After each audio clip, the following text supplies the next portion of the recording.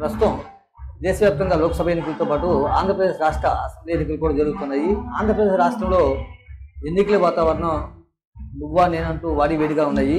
ఈ రాజకీయ కురుక్షేత్రంలో గెలిపేవరది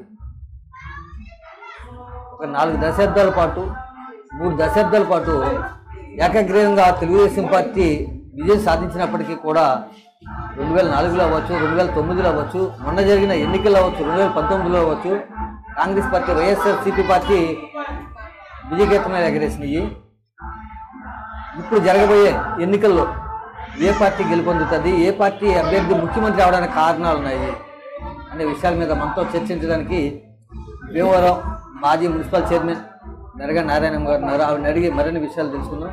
నమస్తే నారాయణం గారు.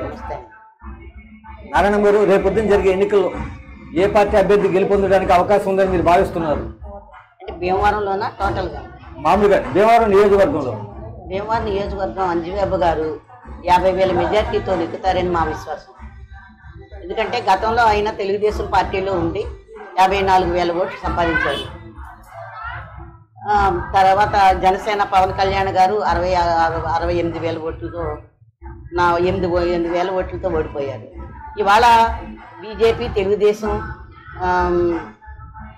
జనసేన కూటమి కాబట్టి ఈ రీచ్ని పూర్తి చేసుకొని ఆ 54,000 మెజార్టీతో మరి అంజబాబు గారు గెలుస్తారని మా విశ్వాసం. అంటే మీరేమో అంజబాబు గారు గెలుస్తారు అంటారు. అంటే భీమవరం నియోజకవర్గం అనగానే తెలుగుదేశం పార్టీ కంచుకోట. అటువంటి తెలుగుదేశం పార్టీ కంచుకోటలో జనసేన పార్టీకి టికెట్ ఇచ్చారు. దీనివల్ల మీ తెలుగుదేశం పార్టీలో కొంతమంది అంజబాబుని వ్యతిరేకిస్తూ అంటే బయట పడకపోయినప్పటికీ కూడా మౌనంగా ఉన్నారు. అదేవిధంగా జనసేనలో కూడా పూర్వం నుంచి పార్టీ కష్టపడ్డ వాళ్ళకి రాలేదు, లేదా ఇవాళ పక్కన ఉన్న ఆయనకి టికెట్ ఇచ్చారు అని వాళ్ళు కూడా కొంత మౌనంగా. అంటే ఇలాంటి వివాదాస్పదంగా ఉన్న సమయంలో అంజబాబు గారికి మీరు 50 ఓట్ల మెజార్టీ ఏ విధంగా వస్తుందని చెబుతున్నారు? అంజబాబు గారు గతంలో కాంగ్రెస్లో ఉండేవారు. ఆ తర్వాత మాకు తెలుగుదేశంలోకి వచ్చారు. ఆయన వచ్చిన తర్వాత అదే పోటీలో 10,000 ఓట్ల మెజార్టీతో నేను గెలుస్తానమ్మా అన్నారు. కానీ మేము తెలుగుదేశంలోకి వచ్చిన తర్వాత 15,000 ఓట్లతో మెజార్టీతో గెలిపించాము ఆయన్ని. ఆ తర్వాత అనివార్యకాన్ని మీకు మనకు తెలిసింది, గత 2019లో ఆయన ఓడిపోయారు. తర్వాత ఇవాళ మాకు జెండా మారింది తప్ప ఎజెండా ఒకటే, మా అందరిది వ్యక్తి ఒకటే, జెండా ఒకటే మారింది. అది ఆయన ముందే అనౌన్స్ చేశాడు మీలాంటి వాళ్ళు అడిగినప్పుడు, నేను తెలుగుదేశం అయినా జనసేన అయినా సరే నేను పోటీకి సిద్ధంగా ఉన్నానని. అయితే పొత్తుల్లో భాగంగా ఇవాళ జనసేనకి ఇవ్వాల్సి వచ్చింది కాబట్టి వ్యక్తి అతనే, కానీ జెండా మారింది, ఎజెండా మాత్రం మాకు అందరిది ఒకటే. అంటే ఇక్కడ ప్రధానంగా మనం చెప్పుకోదగ్గది ఏంటంటే అండి, తెలుగుదేశం పార్టీలో వర్గ రాజకీయాలు ఉన్నాయి కాబట్టే జనసేన కేటాయించారు అని ప్రచారం అయితే జరుగుతుంది. అది వాస్తవం అంటారు కాదంటారా? కాదండి, ఇప్పటికీ కాదు. అయితే కొన్నాళ్ళు ఈయన మౌనం వహించిన మాట వాస్తవం. మరి ఏ కారణాల వల్ల తెలియదు, కానీ తర్వాత ఎప్పుడు కూడా అయినా పార్టీకి వ్యతిరేకంగా మాట్లాడలేదు, పార్టీకి నేను కాదని అని చెప్పేప్పుడు అనలేదు. కాకపోతే మరి ఎందువల్ల కొన్ని రోజులు మౌనంగా ఉన్నారు. ఆ తర్వాత మరి చంద్రబాబు నాయుడు గారు వచ్చినప్పుడు కూడా మన చంద్రబాబు నాయుడు గారు అరెస్ట్ చేసినప్పుడు కూడా శిబిరాల్లోని అట్లా వచ్చి ఆయన పాల్గొన్నారు. మళ్ళీ తర్వాత ఇవాళ సీటు విషయంలో కూడా మీరు అనుకునేది అవాస్తవం అండి.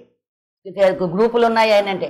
అయితే కొంతమంది ఏంటంటే మేము 10 ఏళ్ళ నుంచి కష్టపడిన వాళ్ళు తెలుగుదేశం జెండా లేదని బాధపడుతున్నాం తప్ప వ్యక్తిగా మేము ఎజెండా కోసం మాత్రం మేము బాధపడట్లేదు. జెండా తెలుగుదేశం లేదంటే అటు బీజేపీ ఇటు తెలుగుదేశం వల్ల జెండా లేదని, సైకిల్ గుర్తు లేదని బాధపడుతున్నారు తప్ప వ్యక్తి కోసం అయితే ఎవరూ బాధపడలేదు. ఎందుకంటే అంజబాబు గారు చాలా సౌమ్యుడు.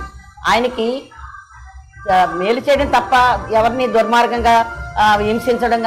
2 సార్లు ఆయన ఎమ్మెల్యే చేశారు, కాంగ్రెస్లో చేశారు, తెలుగుదేశంలో చేశారు. ఆయన ఎప్పుడు కూడా ఎవరిని కూడా వ్యతిరేకించాలి, అన్ని పార్టీలు సమానంగా చూశారు ఆయన.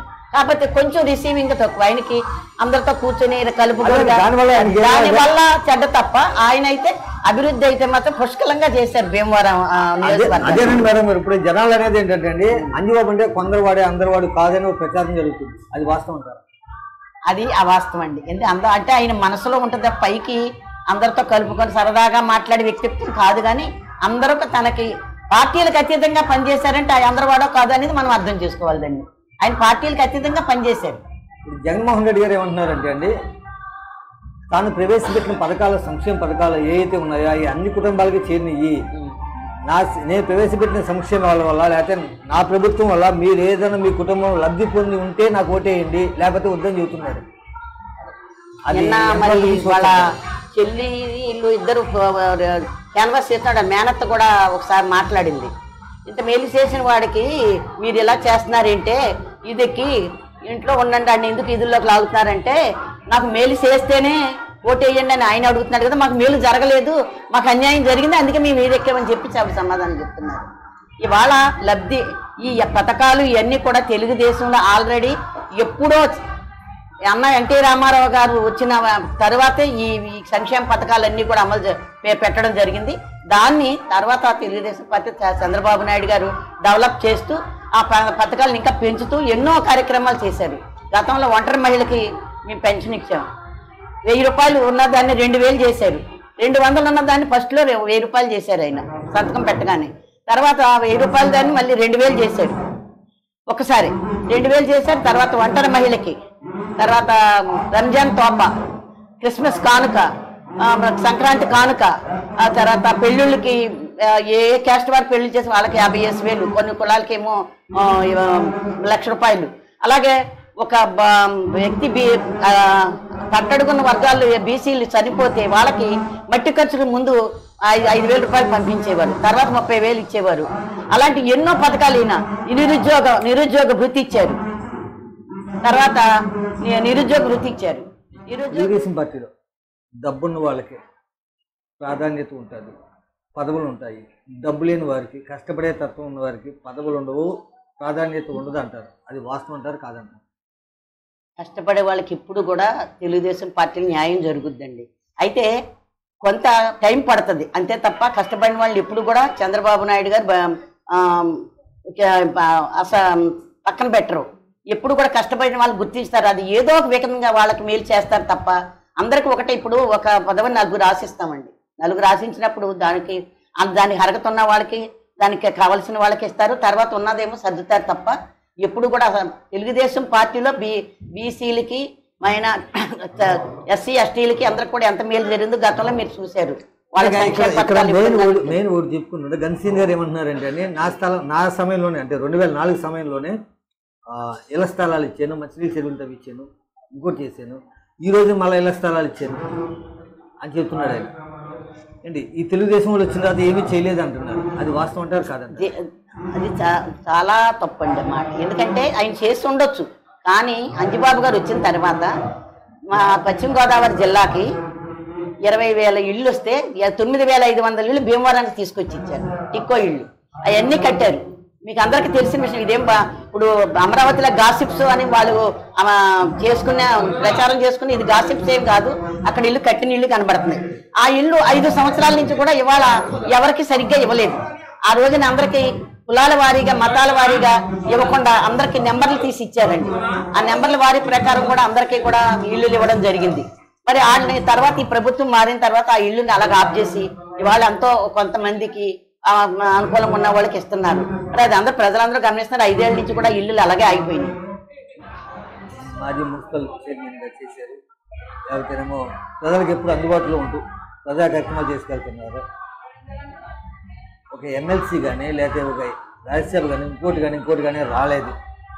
ప్లస్ ఏంటంటే ఎమ్మెల్యే టికెట్ కూడా కాంగ్రెస్ పార్టీలో నుంచి వచ్చిన అంజిబాబు గారికి ఇచ్చారు, లేదా ఈరోజు నా పొత్తులో భాగంగా మళ్ళీ అంజిబాబు గారికి ఇచ్చారు, లేకపోతేనేమో ఎంపీ పొత్తులో భాగంగా వీళ్ళకి ఇచ్చారు. అంటే ప్రతిసారి కూడా లిస్టులో మిరగాయ నారాయణమ్మ గారి పేరైతే వస్తుంది, కానీ ఫైనల్ అవ్వట్లేదు. కారణం ఏంటంటే ఇప్పుడు మనం ఎప్పుడు కూడా అలానేది కావాలని మేము ఎప్పుడు అడగలేదు. ఎందుకంటే బీసీలకి వాళ్ళ అరగత 10 మందిలో లేదని కాదండి, వాస్తవంగా మీ పేరు వచ్చింది కదా, ప్రతిసారి పేరు వచ్చిందంటే వాళ్ళు పెట్టలేదు. ఏంటంటే ఆ రోజు చైర్పర్సన్ గా నాకు ఆవిడ పోటీ కాబట్టి వాళ్ళ ఎంపీకి ఇస్తున్నారు కాబట్టి ఈవిడిని పోటీలో పెడతారా అని అనుకున్నారే తప్ప ఎవరు కూడా వచ్చింది పేరంటే పేపర్ సృష్టించిందే తప్ప మా వాళ్ళు ఎవరు చెప్పలేదు, మేమెవరు అడగలేదు దాని గురించి. ఎందుకంటే ఒకవేళ అలా వచ్చినప్పుడు ఇవాళ వాళ్ళు ఎవరు ముందుకు రాక ఆవిడకి ఇచ్చారు తప్ప ఎంపీ సీటుకి అవునో కాదు మరి మన అందరికి మరి మనతో పోటీ చేసిన ఆవిడే కదా తెలుసు. అది